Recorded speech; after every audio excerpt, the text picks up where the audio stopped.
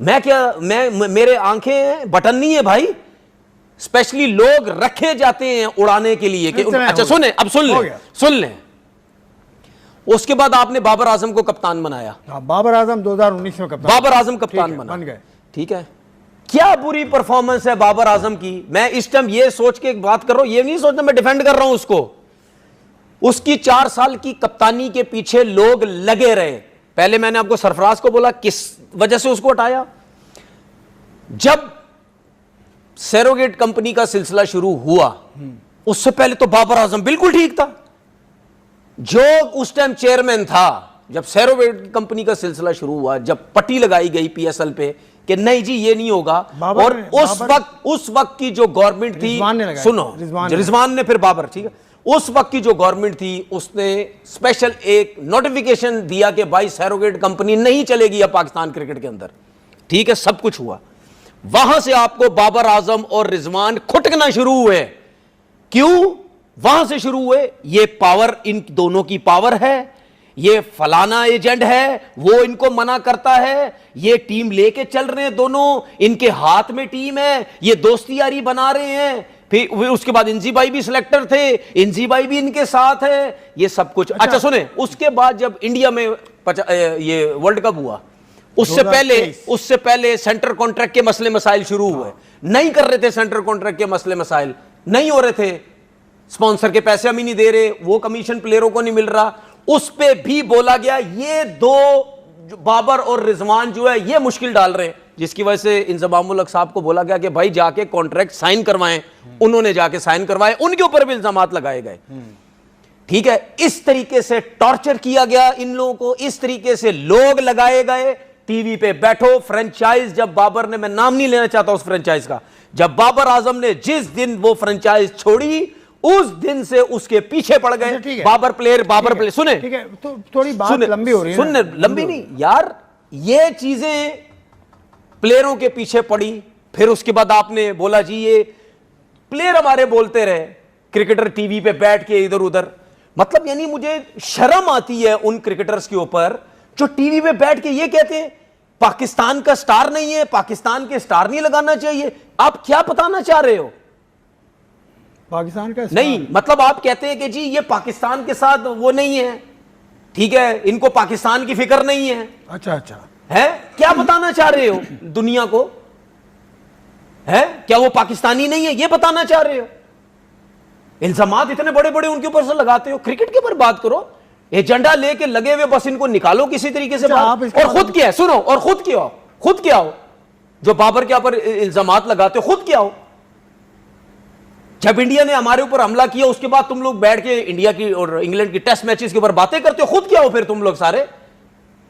अपने प्लेयरों के ऊपर कहते हो जी पाकिस्तानी नहीं है, ये नहीं है, वो नहीं है। क्या हो गया यार? प्लेयर है भाई, आउट ऑफ फॉर्म ही है ना, क्या हो गया? इतने बड़े बड़े इल्जामात क्यों लगा रहे हैं उनके ऊपर? बाबर आजम को यहां तक बोला गया चेयरमैन इसके हाथ में, बाबर आजम को यहां तक बोला गया सिलेक्टर इसके हाथ में, टीम पूरी इसके हाथ में। कौन है भाई, वो कौन है?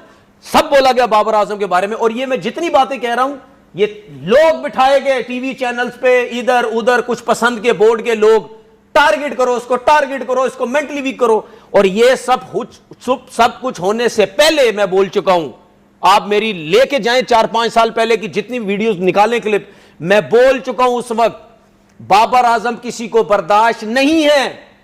बाबर आजम पैसा कमा रहा है, किसी को बर्दाश्त नहीं है। कमर्शियल में काम कर रहा है, किसी को बर्दाश्त नहीं है।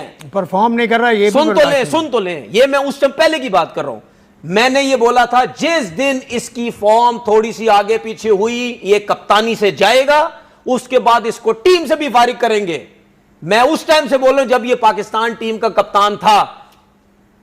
फिर उसके बाद कप्तानी से हटाया गया, फिर शाहीन को कप्तानी दी गई। क्या है ये? फिर बाबर ने कप्तानी ले ली। सुन, ये गलती है ना बाबर की? तो ले। अस्सलाम वालेकुम जी, कैसे हैं आप लोग? तो आज हम बात करेंगे पाकिस्तान और वेस्ट इंडीज़ की ओडीआई सीरीज़ के बारे में कि वेस्ट इंडीज़ ने पाकिस्तान को 34 साल बाद ओडीआई सीरीज़ के अंदर शिकस्त दे दी। कल तीसरे ओडीआई के अंदर वेस्ट इंडीज़ ने बैटिंग का आगाज़ किया तो ऐसे लग रहा था कि वो टीम 250-200 रन बनाकर आउट हो जाएगी, लेकिन उसके बाद हमारे पास होता क्या कि शाहिद होप ने जिस तरह से हमारे पास बैटिंग दिखाई, उसने आखिरी 10 ओवर के अंदर तकरीबन 116 रन बनाए और पाकिस्तान की जो बॉलिंग लाइन थी पूरी तहस नहस कर दी। उसके बाद जब पाकिस्तान की बैटिंग की बारी आई तो भाई जिससे उम्मीदें थी साइम अयूब, अब्दुल्ला शफीक, वो 0 रन पर आउट हो गए और इस तरह से 13 साल के अंदर पाकिस्तान के पहले जो 2 ओपनर जो है 0 रन पर आउट हुए। उसके बाद बाबर, रिजवान, आगा, नवाज एक रेत की दीवार साबित हुए और बाबर आजम जो थे सीरीज़ के अंदर टोटली 147 रन करने के बाद टोटली फ्लॉप नज़र आए। रिजवान ने 150 किया, उसके बाद वो टोटली फ्लॉप है। हसन नवाज की सिर्फ एक ही इनिंग है। सलमान अली आगा को कोई मतलब फ्लॉप शो रहा। साइम अयूब, पाकिस्तान की बैटिंग लाइन एक तरह से फुल फ्लॉप रही।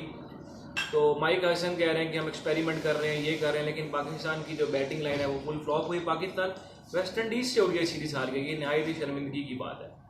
बाकी अब हम देखते हैं कि पाकिस्तान की जो टीम है वो किस तरह से आगे मतलब कि उसका फ्यूचर क्या होता है। कि जो माइक हसन है वो कह रहे हैं कि हम ऑलराउंडर को जगह देंगे, ऑलराउंडर को टीम में लेकर आएंगे, लेकिन ऐसा कुछ भी नहीं नज़र आ रहा हमें होते हुए, क्योंकि वो टीम आसानी से अभी तनवीर अहमद का रिएक्शन सुने वो किस तरह से बाबर आजम को उनकी मिस्टेक दिखा रहे हैं कि बाबर आजम किस तरह से उन्होंने गलतियाँ की और क्या क्या वजूहात थी जिसकी वजह से वो आसानी से हो। अगर आपको हमारी वीडियो अच्छी लगी है तो हमारे चैनल को सब्सक्राइब करें, लाइक करें, अपने दोस्तों के साथ शेयर करें ताकि हमारी हर आने वाली लेटेस्ट वीडियो अब तक पहुंच सके। बाकी हम आपसे मिलेंगे नेक्स्ट वीडियो के अंदर और आपके लिए इस तरह की डिफरेंट क्लिप्स लाते रहेंगे। उस वक्त तक अपना बहुत सारा ख्याल रखिएगा और मुझे दीजिएगा इजाज़त। अल्लाह निगहबान।